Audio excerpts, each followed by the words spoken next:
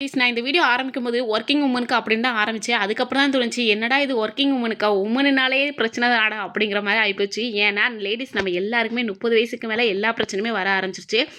But இந்த 6 திங்ஸை மட்டும் நீங்கள் கரெக்டாக நீங்கள் ஃபாலோ பண்ணீங்கன்னு வைங்களேன், கண்டிப்பாக உங்களுக்கு இந்த பிரச்சனை எல்லாமே சால்வ் ஆகும். அதுக்கு நான் கேரண்டி அப்படின்னே சொல்லலாம். அப்படி என்ன சொல்ல போறீங்க? நைட் ஆனா பெட்ல போய் படுத்து தூங்க வேண்டியதுன்னு அப்படின்னு நினைக்காதீங்க. தூங்குறதுக்கு முன்னாடி என்னெல்லாம் செய்யணும், தூங்கும்போது என்ன செய்யணும் அப்படிங்கிறத நான் வந்து சொல்ல போறேன். ஏன்னா தூங்குறதுக்கு முன்னாடி என்னென்ன குடிக்கணும், என்ன குடிச்சா நமக்கு வந்து நல்ல தூக்கம் வரும். அது மட்டும் இல்லாம இது வந்து பாரம்பரியமா ஏன் இதெல்லாம் ரெடி பண்ணினாங்க அப்படிங்கிறதையும் சொல்ல போறேன். குட்டி குட்டி டிப்ஸோட நிறைய சொல்லியிருக்கேன். ஸோ வீடியோ வந்து ஸ்கிப் பண்ணாம பாருங்க. அப்பதான் உங்களுக்கு ரொம்ப ரொம்ப பிடிக்கும். ஸ்கிப்பே பண்ணாதீங்க.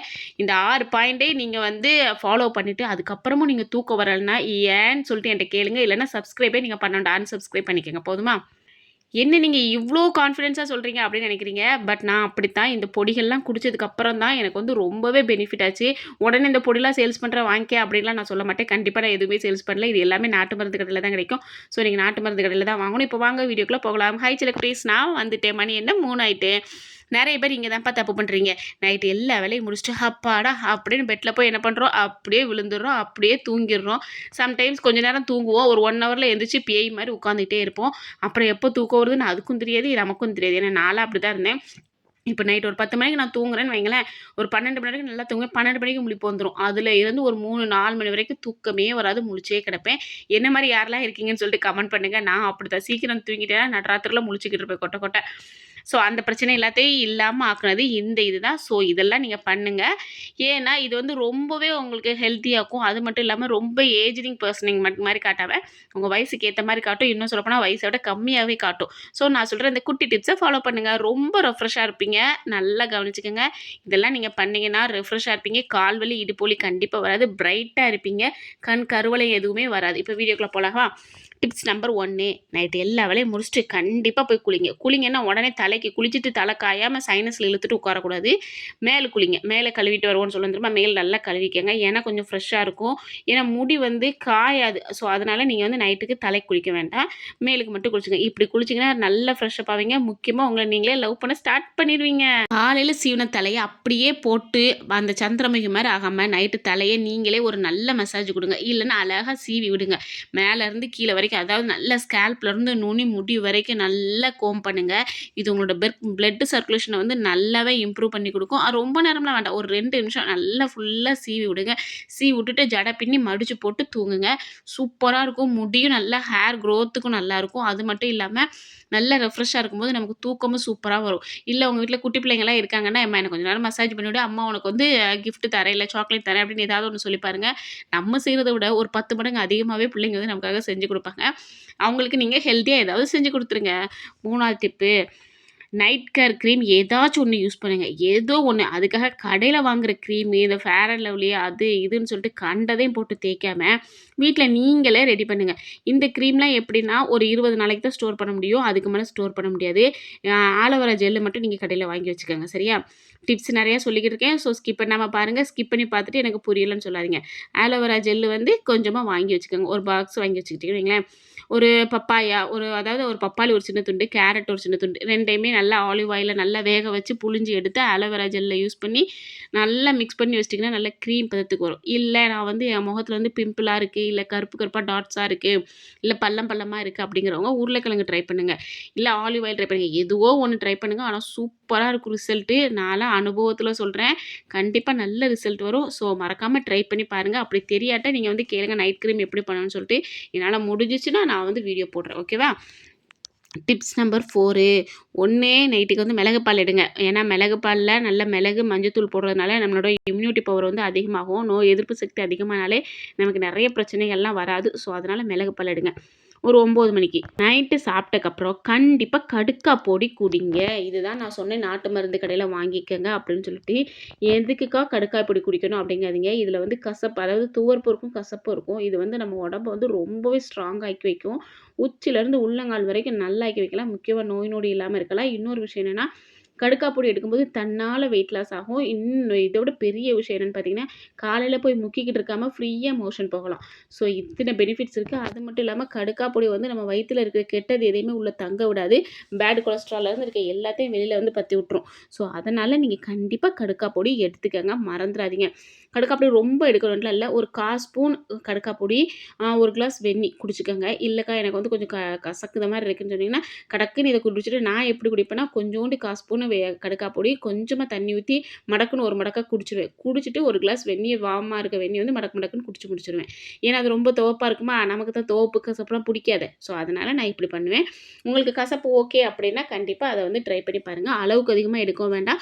கொஞ்சமா இவ்ளோ இவ்ளோ போதும்னு வைங்களேன். இவ்ளோ மட்டும் எடுங்க. சரிங்களா? இன்னொரு விஷயம் என்னன்னா, இது வந்து ரொம்ப நாள் யூஸ் பண்ணக்கூடாது. ஒரு 3 மாசத்துக்கு. அடுத்த 3 மாசத்துக்கு நான் இன்னொரு குறிப்பு சொல்லுவேன். சரியா? இப்படி ஒவ்வொரு நாளும் ஒவ்வொரு இது ட்ரை பண்ணுங்க. நைட் 9க்கும் 10க்கும் நடுவுல ஒரு நேரம் இருக்கும் பார்த்தீங்களா? அப்போ வந்து கருவேப்பில பால்ஸ் வந்து செஞ்சு வச்சுக்கோங்க. அத வந்து 1 இல்ல 2 எடுத்துக்கங்க. மேக்ஸிமம் 2 எடுத்துக்கங்கப்பா. 2 எடுத்துக்கிட்டா முடி வந்து சூப்பரா வளரும். இதுவும் பெரிய சூத்திரம்லாம் கிடையாது. கருவேப்பில நல்ல ஃப்ரெஷ்ஷான கருவேப்பிலைய கழுவி நல்லா அலசி காய வச்சுருங்க. நிழல்லே ஒரு 4 நாள் காயட்டும். நல்லா காஞ்சதுக்கப்புறம் அது கூட டேட்ஸ் போட்டுக்கோங்க, பாதாம் போட்டுக்கோங்க, முந்திரி தேவைப்பட்டா போடுங்க. நீங்க ஒல்லியா இருந்தீங்கன்னா முந்திரி போடுங்க, குண்டா இருந்தீங்கன்னா முந்திரி போடாதீங்க. கொஞ்சமா ஏலக்காய் பொடி.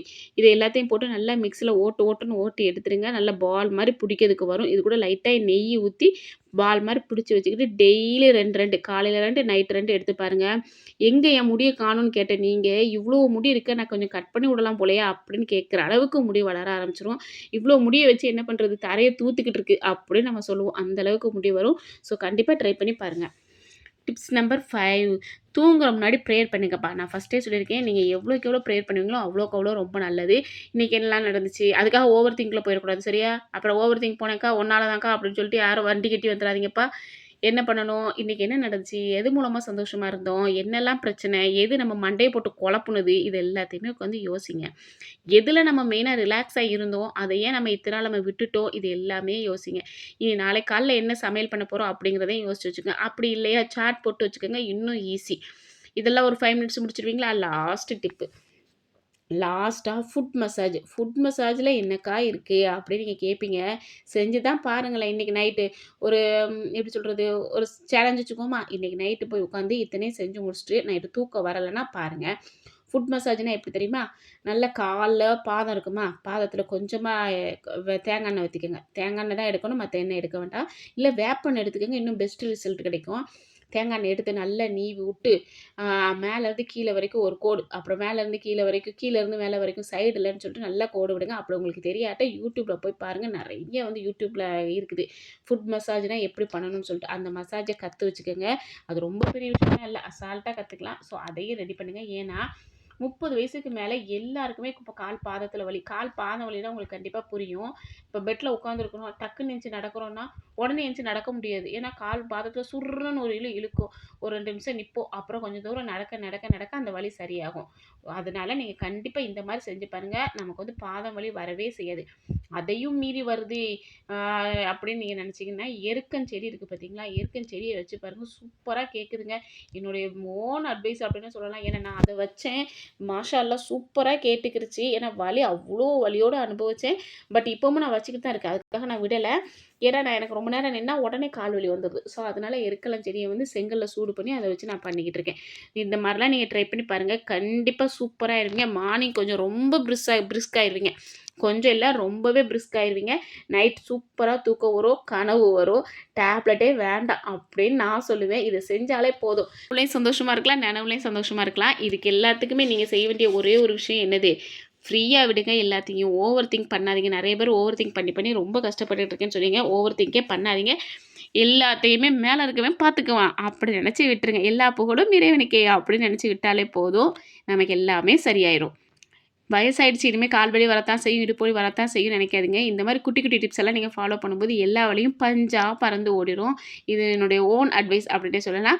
கேட்டா கேளுங்க, கேட்காட்டா போங்க அப்படின்னு நான் சொல்லக்கூடிய ஆள் கிடையாது. கேட்டு தான் ஆகணும். ஏன்னா எனக்கு இருக்கிற வலி தானே உங்களுக்கும் இருக்கும். அந்த வலியெல்லாம் நீங்க சரி பண்ணணும்னா இதெல்லாம் செய்யுங்க. வீடியோ பிடிச்சா லைக் பண்ணுங்க, ஷேர் பண்ணுங்க, கமெண்ட் பண்ணுங்க, சப்ஸ்கிரைப் பண்ணுங்க. முக்கியமான விஷயத்த சொல்ல மறந்துட்டேன் பார்த்தீங்களா? இது நெறைய பேருக்கு போகணும். எல்லாருமே தெரிஞ்சுக்கணும். எல்லா மக்களும் நல்லா இருக்கணும்னு நீங்க நினைச்சீங்கன்னா, லைக்கையும், ஹைப்பையும் பண்ணிக்கங்க. அப்பதான் எல்லா சிஸ்டர்ஸ்க்குமே போகும். தூக்கம் இல்லாம எவ்வளவோ மக்கள் வந்து கஷ்டப்படுறாங்க. வெயிட் லாஸ் பண்ண முடியாம எவ்வளவோ கஷ்டப்படுறாங்க. அவங்க எல்லாத்துக்குமே இது ரொம்ப யூஸ்ஃபுல்லான வீடியோவா இருக்கும். கண்டிப்பா ட்ரை பண்ணி பாருங்க. லைக்கையும், ஹைப்பையும் பண்ணிட்டு போங்க. ஓகேவா? டாட்டா பாய்மா.